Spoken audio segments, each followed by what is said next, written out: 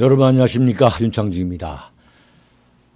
어제 칼럼을 제작한 그 과정을 잠깐 말씀드리면 김정은이가 중국에 가서 시진핑을 만나는 것 같다, 이러한 보도, 추측 기사가 뭐 엄청나게 많이 나오고, 단정적으로 김정은인 것인지 아닌지, 또 다른 제2, 제3의 김여정이나 또는 제3의 실세가 중국을 방문한 것인지 그 확정이 되지 않은 상태에서 칼럼을 녹화했었습니다.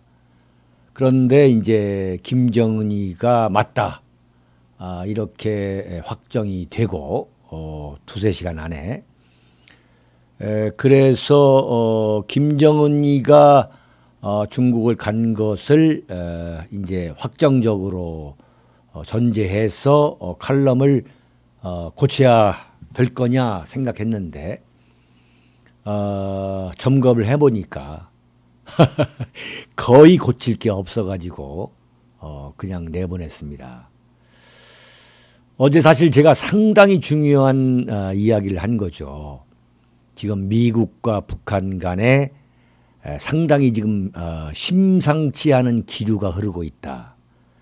미국의 백악관과 또 미국에서 한반도 전문가들, 정말 네로라 하는 전문가들은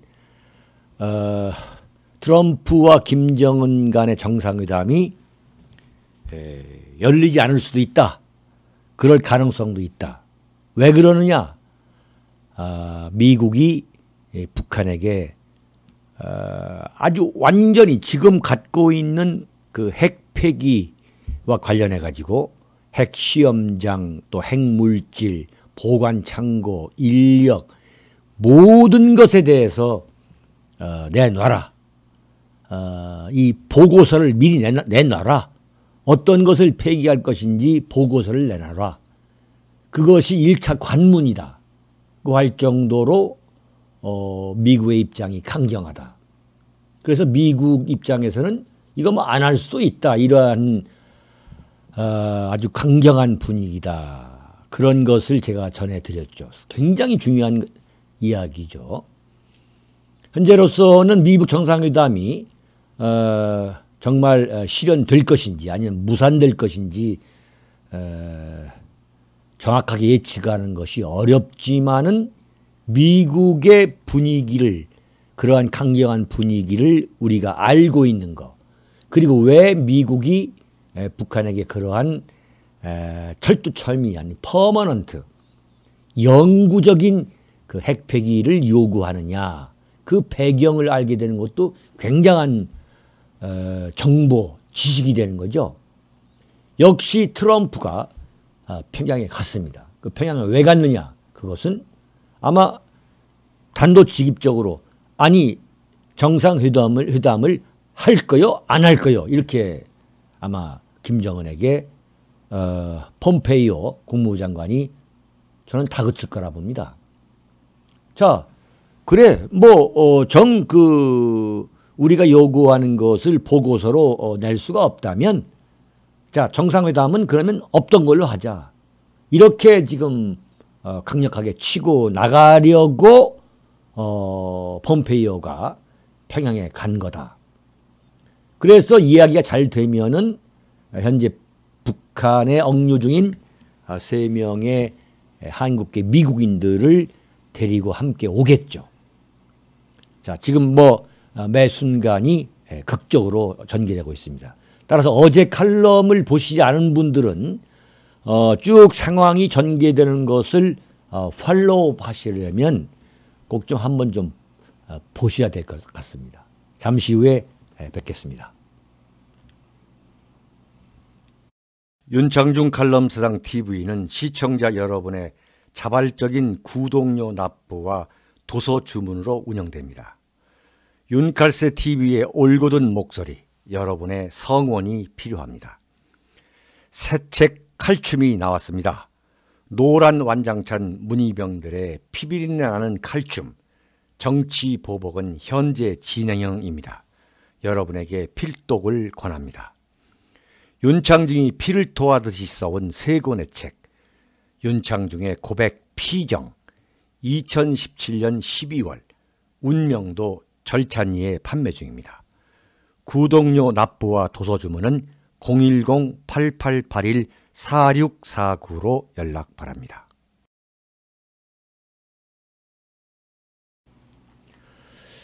예, 박근혜 대통령이 오늘 그 허리 통증을 치료하기 위해서 저 강남에 있는 성모병원에 찾아가서 진료를 받았습니다.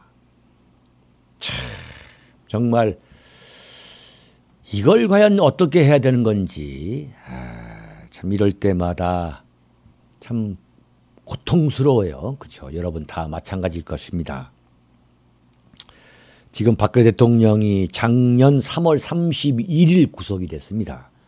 그러니까 1년 2개월이 돼가는 것이고 또 병원에 찾아가게 된 것이 이번까지 포함해서 5번째라고 합니다. 아시다시피 1심 재판에서 징역 24년에 벌금 180억 원을 받았고 올해 66이시죠.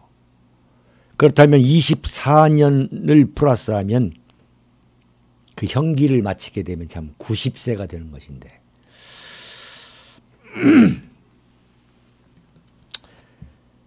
그 작년에 검찰이 추가 구속영장을 발부하니까 법치라는 이름의 정치 보복이다.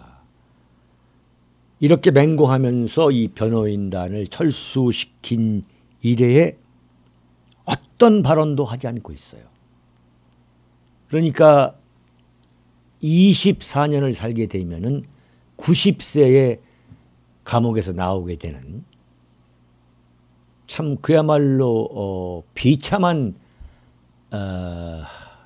세월이 지속되는 건데 그래서 많은 사람들이 답답해하고 있죠. 도대체 박근혜 대통령이 왜 저렇게 침묵하고 있느냐.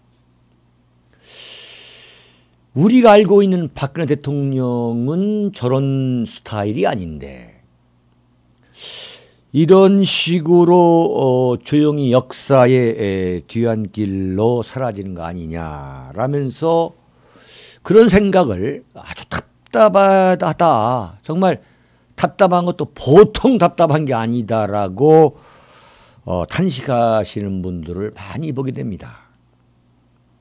그게 오늘의 칼럼입니다. 그러나 저는 말이죠.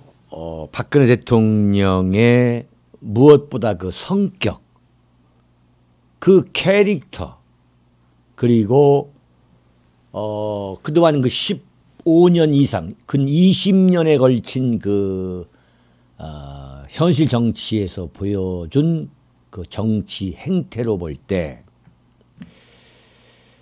아무런 저항이나 뭐 어떤 움직임도 없이 뭐 이런 식으로 그냥 아프면 병원에 가서 치료받고 다시 서울구치소로 돌아가고 이런 식으로 그저 감옥 안에서 형기를 마칠 때까지 기다리고만 있을 것으로 내다봐서는 안 된다. 저는 그렇게 여러분 앞에서 탄원에 가까운 말씀을 저는 드리고 싶습니다. 아무런 저항 없이 구체적으로 문재인에 대해서 아무런 저항 또 자신의 그 억울한 누명을 벗기 위한 어떤 그 움직임도 없이 그저 문재인이가 감옥을 풀어주면 뭐 풀어주는 대로 또 뭐 마치 뭐 식물 인간처럼 그렇게 지내고 있다가 뭐 나오게 되면 나오고 아니면은 24년 형기를 마치고 나온다. 천만의 말씀이라 저는 생각합니다. 그렇게 생각하고 계신 분도 답답한 마음에서 참 하시는 생각일 것이고, 또 문재인 씨가 또는 문재인 정권 세력이 그렇게 생각한다면 저는 박근혜 대통령에 대한 연구 또는 파악이 잘못됐다고 저는 보고 있어요.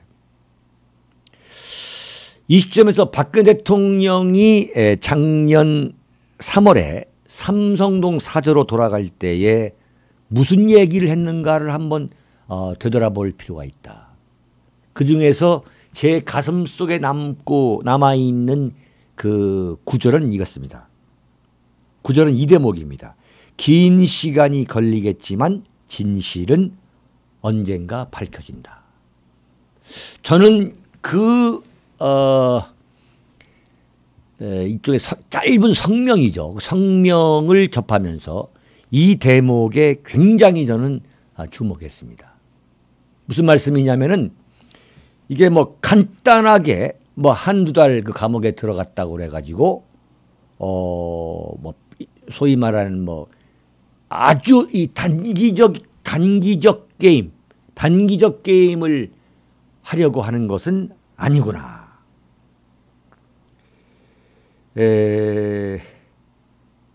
바꿔 말하면 지금 박근혜 대통령이 1년 2개월 동안 형무소에 있으면서 작년 10월 16일 한 번 언급한 거 외에는 어떤 말도 하지 않는, 왜 그런 침묵을 지키고 있느냐에 대한 어떤 해답을 이 안에 포함하고 있다.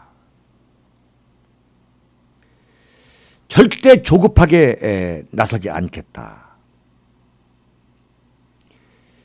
그런데 이 법치라는 이름의 정치 보복을 내가 받고 있다라는 말까지 하면서도 그런데 왜 침묵하고 있느냐. 이게 좀 의심스러운 거 아니에요?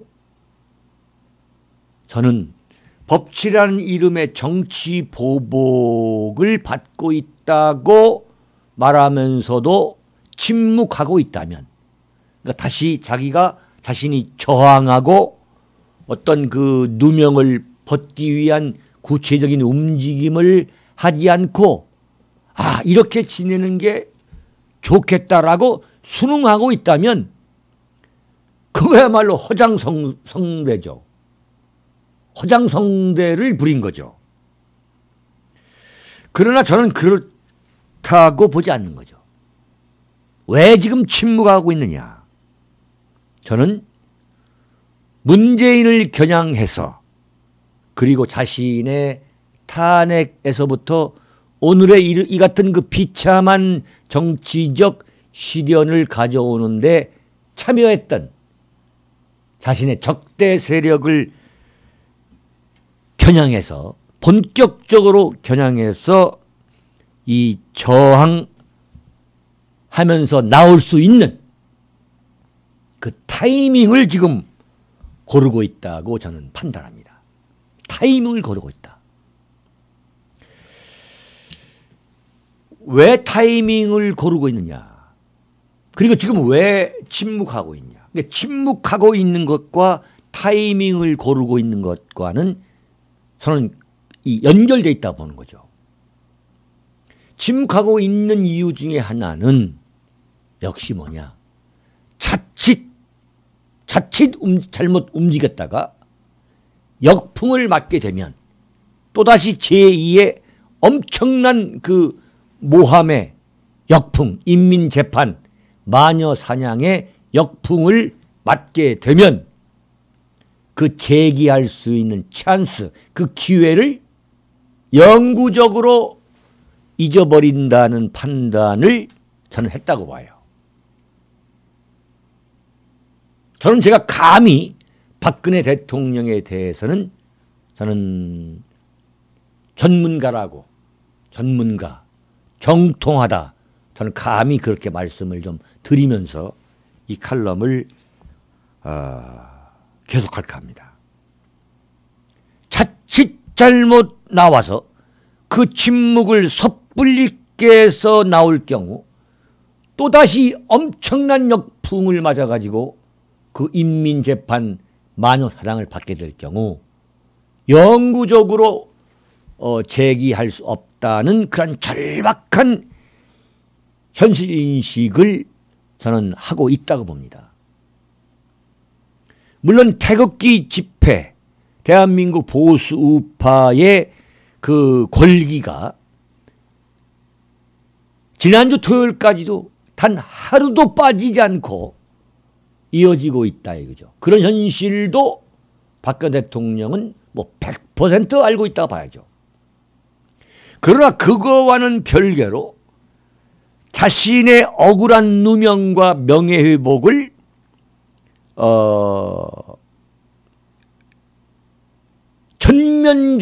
전면적으로 할 수 있는, 결정적으로 이룰 수 있는 그 타이밍이 과연 언제냐?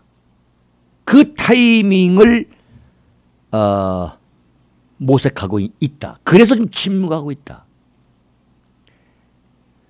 마치 자로 잰 듯이 정확하게 이 타격할 수 있는, 저항하고 들고 일어날 수 있는 그 타이밍을 선택하는 것이 무엇보다 중요하다고 판단하고 있는데, 그 침묵, 지난 1년 2개월간이죠. 2개월간에 단 한 번 언급한 것을 제외하고는 사실상 그 긴 1년 2개월의 침묵을 박근혜 대통령 입장에서는 길다고 생각하지 않는 거죠. 제가 볼 때는.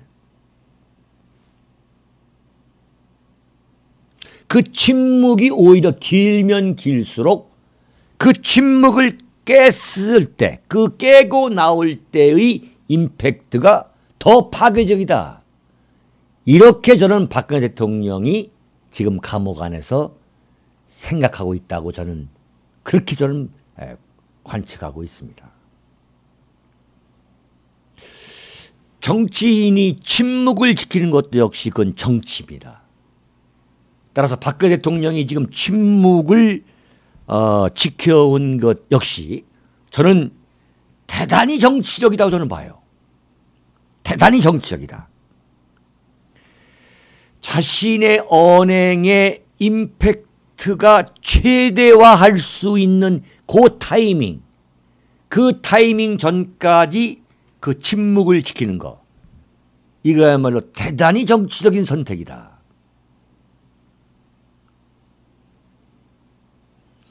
그러니까 그 박근혜 대통령이 아버지 박정희 대통령 서거 이후에 무려 18년이라는 세월을 사실상 은둔, 집거로 이어지는 그 침묵의 세월이었죠. 그때에 조성된 그 신비주의, 그 신비주의가 바로 박근혜 대통령의 가장 강력한 무기였습니다. 자, 이 강력한 신비주의의 무기를 갖고 박근혜 대통령으로서는 현재 감옥 안에서 구사할 수 있는 그 무기라는 거, 그 따져보면 뭐가 있겠습니까? 그것은 자신의 말로, 자신의 그 언행, 언어로서 감옥 밖에 있는 국민의 마음을 움직이는 거, 이것 말고 뭐가 있겠습니까? 자, 따라서 자신의 그 말, 그 언급, 코멘트의 최대의 임팩트를 실기 위해서는 절대적으로 침묵이 필요하다. 절대적으로 침묵이 필요한 거죠. 그래서 어느 날 갑자기 등장하는 겁니다. 여러분, 작년 10월 16일 박근혜 대통령이 법정에서 한 그 짤막한 발언, 법치란 이름의 정치 보복은 나로서 마지막이길 바라고, 지금 가장 중요한 것은 나라를 바로 세우는 것이다. 이 대목 여러분 기억하시죠? 자, 그러면 이 박근혜 대통령의 그 타이밍이 과연 언제로 보느냐. 저는 그것을 6.13 지방선거 이후라고 저는 내다봅니다. 왜 그러느냐. 6.13 지방선거는 지금 보수 우파 세력에게 뭐 자유한국당을 포함한 보수 우파 정치 세력에게 생과 사의 기로에 놓여 있다고 봐도 지나친 표현이 아니죠.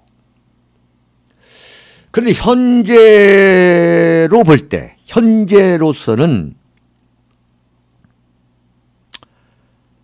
6.13 지방선거에서 보수파가 과연 더불어민주당 문재인 세력한테 이길 수 있느냐, 대승할 수 있느냐.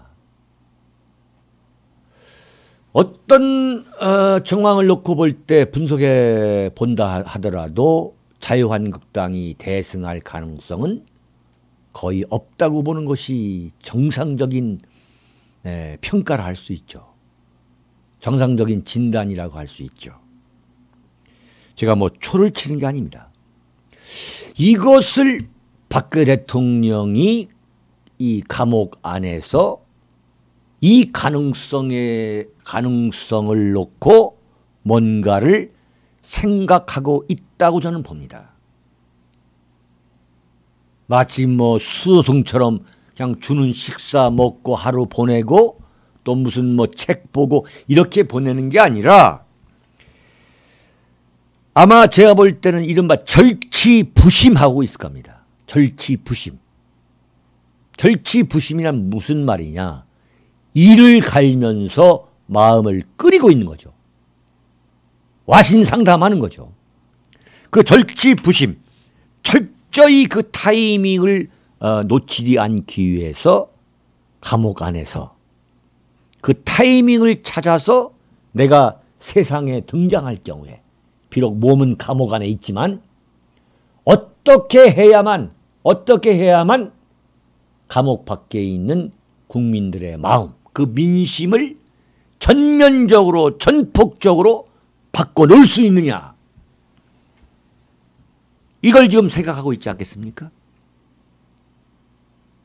왜 그러냐면 6월 13일 지방선거에서 선거가 끝나게 되면 바로 그날 저녁부터 보수 우파 이 정치 세력권에서는 정말 빅뱅이 일어나, 빅뱅에 가까운 이 정계 개편의 회오리가 아마 시작될 겁니다. 몰아칠 겁니다.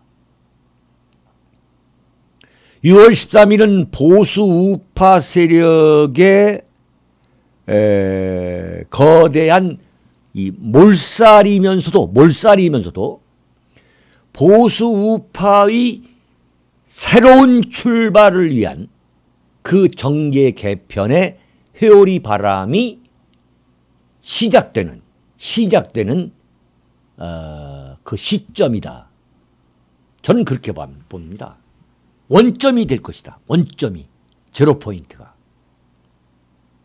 거기에서 보수 우파 세력이 완전히 몰살에 가까운 대패를 하게 되면 거기에서 새로운 싹이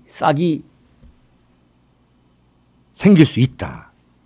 자, 그러한 정계 개편이 일어나지 않을 수 없는 근거는 뭐냐? 만약에 6.13 이 지방선거에서 자유한국당과 대한애국당을 포함한 어떤 의미에서든 간에 이 보수우파 정치 세력이 패배할 경우에 그런 당에 과연 공천을 받아서 다음 총선에 출마하려 할 거냐 이거죠. 그 구성원들이. 그건 거의 뭐 백치에 가까운 백치들이나 생각할 수 있는 선택이죠. 그렇지 않을 겁니다. 그 지금 보수우파 정치 세력 안에 있는 그 구성원들이 원하든 원치 않던 간에 정계 개편의 회오리 바람이 그야말로 폭풍처럼 불어닥칠 것이다. 그러면 그 정계 개편의 리더가 누가 되느냐 하는 아주 궁극적이고 본질적인 문제가 제기된다 이거죠. 그 정계 개편을 누가 이끌고 할 거냐. 그런데 만약에 이 지금 자유한국당에서 박근혜 대통령을 쫓아낸 거 아닙니까? 그 쫓아낸 이후에 자유한국당 안에서 박근혜 대통령의 정치적 비중을 대체할 수 있는 그러한 대체 가능한 이 정치 리더가 지금 성장에 있다면 박근혜 대통령이 보수 우파 이 정치권 안에서 제기할 수 있는 가능성은 그만큼 줄어들게 된다고 저는 보는 거죠. 그러나 지금 과연 그런 정계 개편을 이루는데 어떤 영향력, 결정적인 영향력을 미칠 수 있는 인물이 과연 자유한국당과 대한애국당 그 안에서 박근혜 대통령을 능가할 수 있는 인물이 과연 지금 존재하고 있느냐 이거죠. 그렇다면 박근혜 대통령이 정치적으로 움직일 수 있는 공간이 6월 13일 지방선거 그날부터 생겨나는 거 아니야. 이것을 박근혜 대통령이 저는 그야말로 아주 주목하고 있다. 과연 그런 타이밍이 올 것이냐. 온다면 어떤 것을 계기로 내가 감옥 밖에 있는 국민을 향해서 내가 어떤 말을 할 것이냐. 이걸 지금 저는 모색하고 있다고 보는 거예요. 박근혜 대통령이 이렇게 침묵을 지키다가 그저 무슨 한 사람의 뭐 죄수처럼 말이죠. 그냥 생을 다하는 그런 것으로 끝날 것이다. 천만의 말씀이야 저는 보는 거예요. 일국의 대통령을 지낸 분이다. 일국의 대통령을. 여기에서 이 정도에서 그야말로 순응하고 말 거냐. 저는 그렇지 않다고 봐요. 절대 그럴 리가 없다. 6월 13일 지방선거 이후에 보수 우파 정계 개편 과정에서 박근혜 대통령은 어떤 형식으로든 간에 어떤 형식으로든 움직인다. 첫 번째 결정적인 타이밍을 찾으려 할 것이다 라고 저는 확신합니다. 여러분 저하고 한번 내기해 볼까요? 뭘 내기해 볼까요? 지금 언론에서 가장 불리한 이 여건이 바로 언론이죠. 그러나 언론도 바뀌게 되어 있습니다. 세상에서 바뀌지 않는 것은 아무것도 없습니다. 모든 것이 변하고 있습니다. 어떤 형식으로든 간에 박근혜 대통령은 움직이려 할 것이다. 움직일 것이다. 그 타이밍을 찾아가지고 감옥 밖에 있는 국민을 향해서 강력한 임팩트의 메시지를 터뜨릴 것이다. 거기에서 서서히 기반을 마련해 가지고 재기의 움직임을 본격화할 것이다. 저는 그렇게 보고 있는 거죠. 무엇보다 여러분들 중에서 답답하다고 생각하시는 분들 중에서는 박근혜 대통령이 그런 과연 의지가 있느냐 이런 이야기를 하시는 분도 제가 많이 보았습니다. 저는 박근혜 대통령은 그럴 만한 강력한 의지를 갖고 있다. 그렇다고 봐야 한다. 또 한편으로는 세옹지마, 이 세옹지마라는 이 세상의 진리가 왜 박근혜 대통령의 경우에만 예외가 되겠습니까? 박근혜 대통령의 경우도 결국은 사필 규정, 세옹지마로 저는 귀결이 될 거라고 저는 보고 있습니다. 그래서 제가 여러분들에게 늘 말씀드리는 거, 다시 한번 말씀드리면 결코 용기를 잃지 말고 좌절하거나 절망하거나 낙망하지 말자. 담대하게 이 시련기를 겪어나가자. 정치는 양지가 음지가 되고 음지가 양지가 된다. 이렇게 말씀을 드리는 겁니다. 오늘 한마디를 더 보탠다면 모든 것은 변한다. 모든 것은 변하게 돼 있다. 이 말씀과 함께 그래서 세상은 낙관주의자가 승리하는 것이다. 이런 말씀을 결론으로 드릴까 합니다. 여러분 감사합니다.